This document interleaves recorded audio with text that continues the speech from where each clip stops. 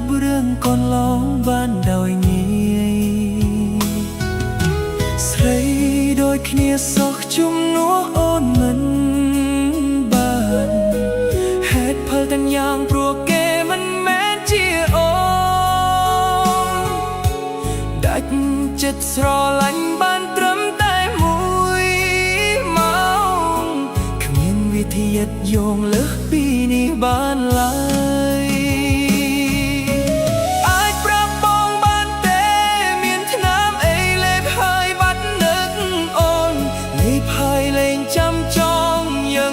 សងសាគ្នាអូនកុំខ្ទប់ត្រជាហើយបិទភ្នែកមិនឃើញបងវេទនាប្រាប់បងផងណាពុំងារបងឈឺចាប់ណាស់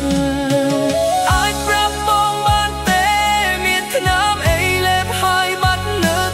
អូនសូមជួយរកឲ្យផងឲ្យបងបានស្រឡាញ់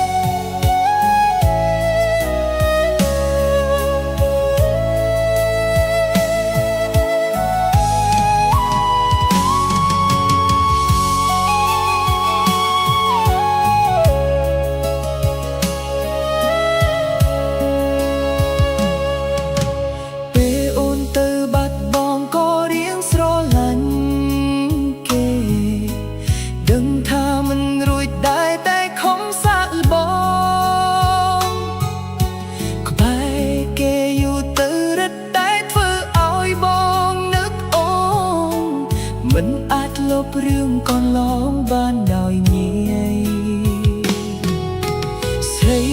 ដូចគ្នាសោះជំនួសអូនមិនបាន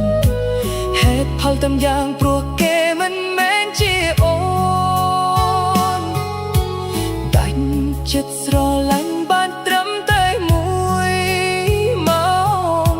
គ្មានវិធីយងលើសពីនេះបានឡើយ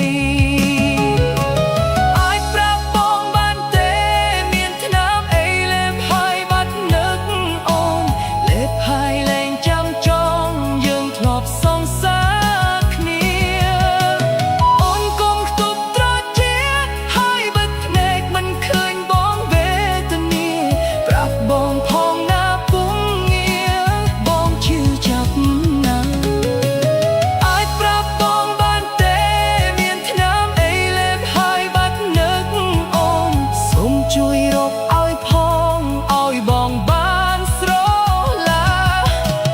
បើក៏មិនបានទេសូមត្រឡប់មករកស្នេហាចាស់បងពិបាកព្រោះខ្លាំងណាស់បើ